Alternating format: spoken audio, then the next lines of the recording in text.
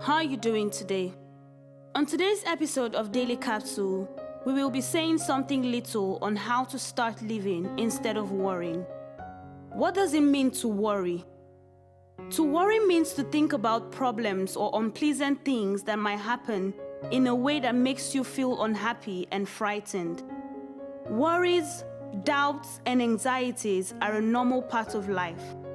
It's natural to worry about an unpaid bill, an upcoming job interview, or an exam, but normal worry becomes excessive when it's persistent and uncontrollable. Worry is made up of fearful thoughts about things that could happen, have happened, or are happening. These fearful thoughts are intrusive and negative.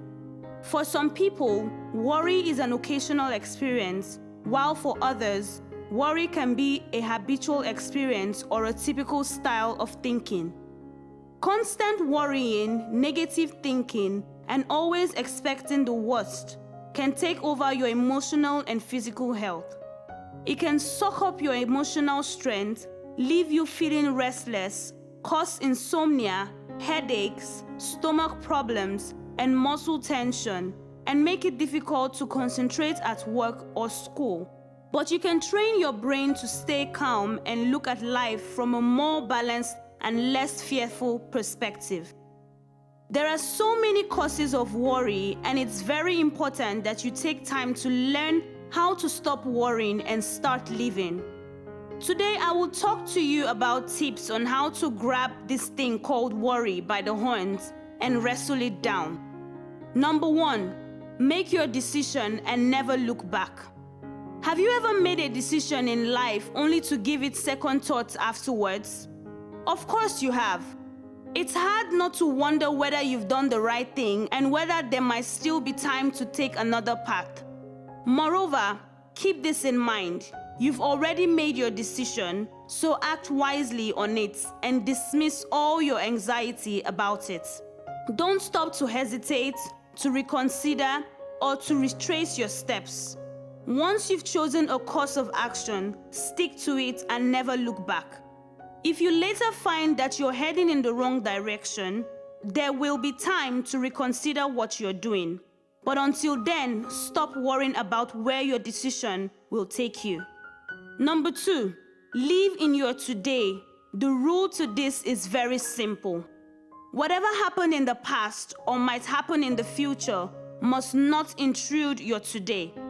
Everything else has to wait its turn or stay in the past. This is of course easier said than done, but if you really want to learn how to stop worrying and start living, learning to live in the present day is just the best. Number 3, embrace the worst case scenario and strategize. If you're worried about something, ask yourself, what's the worst thing that could happen? Could you lose your job? Be jailed? Whatever the worst might be, it's probably not so world-ending. You could probably even bounce back from it. For example, you lose your job. You could always find another one. Once you accept the worst-case scenario and start thinking about other plans, you'll feel a whole lot calmer. Start by writing down your biggest concerns. Then write down the possible consequences of those events, and then at least 3 ways you could overcome or deal with those consequences. You may find you have more tools at your disposal than you think. Number 4, fake it till you make it.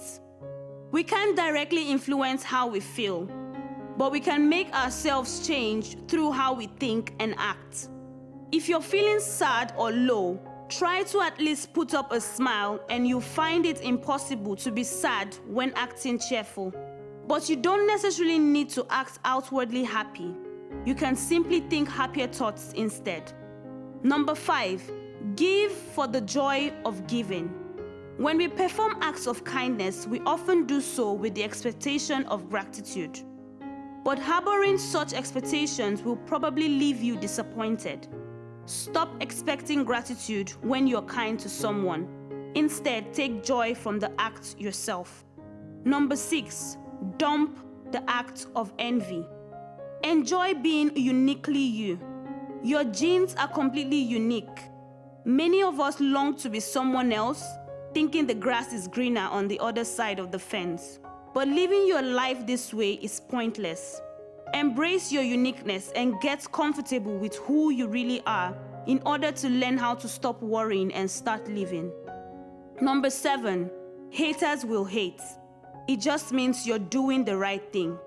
When you're criticized, it often means you're accomplishing something noteworthy.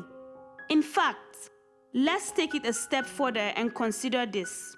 The more you're criticized, the more influential and important a person you likely are. The next time somebody talks you down, don't let it get to you. Stop worrying about criticism and take it as a compliment. If you keep hearing the same negative criticism from various people, it may be time to take a look at what you're doing or how you're acting. Everyone has room for improvement, so don't be afraid to adjust your attitude when it's warranted.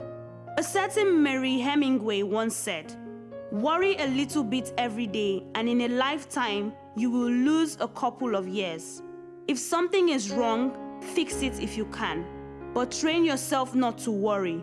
Worry never fixes anything."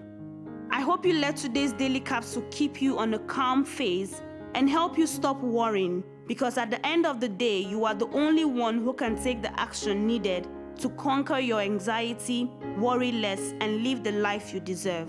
Stay safe and bye for now.